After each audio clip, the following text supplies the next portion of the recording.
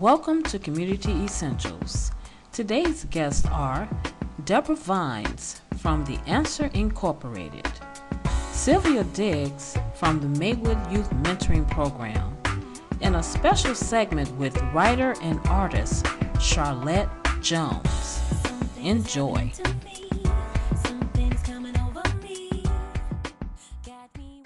Hello and welcome to another exciting segment right here at Community Essentials. I'm your dynamic host, and today we have another wonderful show for you. We have a three-peat, what I would call a three-peat, because the CEO of The Answer, Inc., Deborah Vines, is here. One of our most favorite guests here, and always so informal when she's here.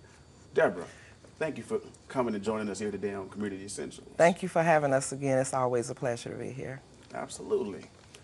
The Answer Incorporated. Yes. Well, since we've been here 3 times, and it's always a pleasure, like I just said, but for the viewers that don't know us, The Answer Incorporated provides support and resources, education, advocacy, and recreation for persons affected by autism and other developmental disabilities. Absolutely. That's a mouthful. It's a mouthful, but you know, that's exactly what we do. Absolutely. And I'm going to ask you in a minute how you got started, but just the name, just the title that you just gave us for what it is that you do, you know, really entails just how broad, you know, what you do is, you know, the spectrum of what you handle. So we know you're busy every day, you know, so tell us out there how you got started with The Answer Incorporated. Well, first of all, my husband and I, James Harlan, has a son, Jason. He's be 22 years old in September. And Jason was affected with autism at the age of, he was diagnosed at 18 months old. So it's really been very challenging throughout the years of raising Jason and having lack of resources and support throughout the community. And a friend of mine and I were talking on the phone one night, and you know, we just said, why is it like this in the community? And I really grew tired of complaining about it. And in the process of speaking to my friend, a lot of other parents were calling me with questions that I couldn't answer. So I said, you know what, with all the questions, we're always looking for answers. So when I started to start the non-for-profit, I said, we are always looking for questions, so The Answer would be the perfect title. That is a great title. Now, some of the solutions that you've been able to come up with and just been able to bring to autism and some of the things that are part of the struggle with autism. What are some of those solutions that you've been able to encounter in your efforts? Well, every month we have a support group meeting, which meets the 4th Monday of every month. And we were at the Bellwood Library, but starting June 22nd, we're going to be at the Forest Park Community Center. Okay. And we have on the average of between 20 to 25 parents that come out, and they actually bring their family members with them, which makes it really great, because the family members also get the opportunity to know how to deal with the struggles and concerns that we go through as parents of children with special needs. My husband has also started a group that meets the first Saturday of every month at the Bellwood Library, because men are very private and they like to talk about things amongst themselves. So that group has become very successful as well.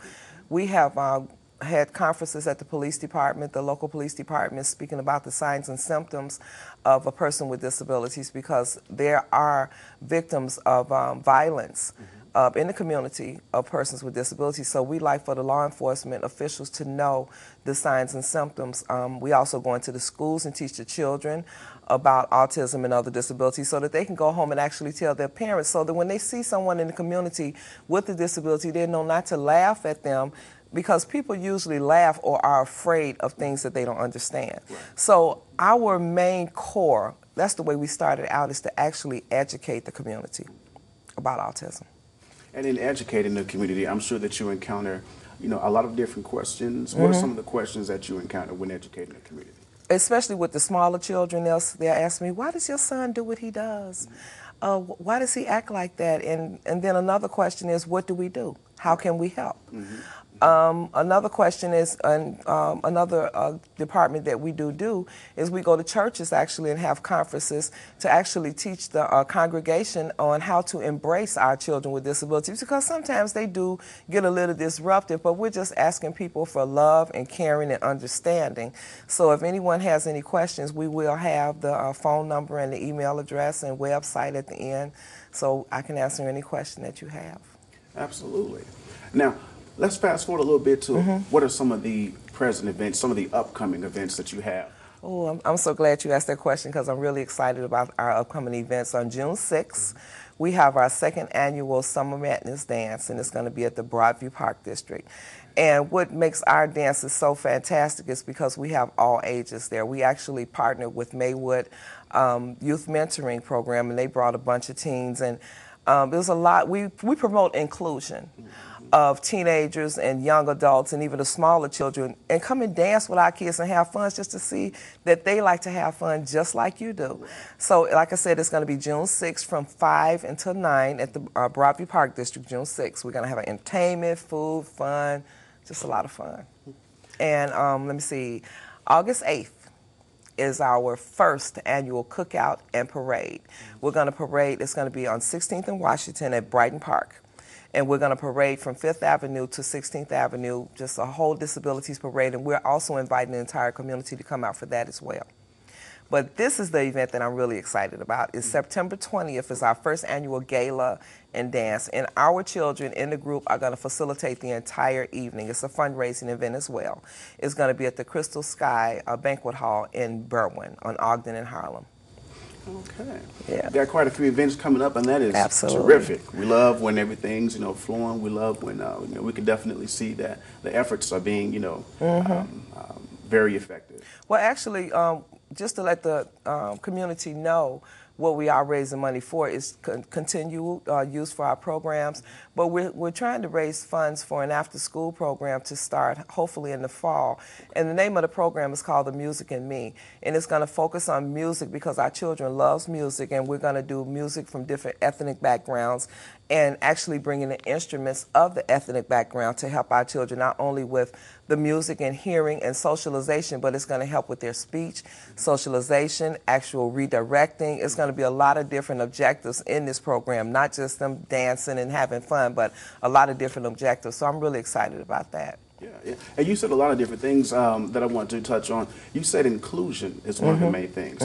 Just imagining the mindset of inclusion between not just autism, but a lot of different things that people have challenges with understanding in the world. But the fact that you're taking the approach of inclusion, not just to educate and make people aware of what you're doing with this excellent program with the Answer Incorporated, but you're also involving the kids, those affected with autism, allowing them to be included in a dance that's coming up. Yes. That's incredible. That sounds exciting. Tell us what we can expect to just, be Well, the reason it is exciting because at our last dance, a young lady came up to me and she said, it was actually a friend of mine, and she said, this is the most fun I've had in years, and she actually had tears in her eyes because our children, they don't care about who's looking at them, how they dance, and if they looking cool or what. They just have fun. And I saw that the other children, the typical children, they started really just getting really relaxed, like our kids, and it was just really something to see.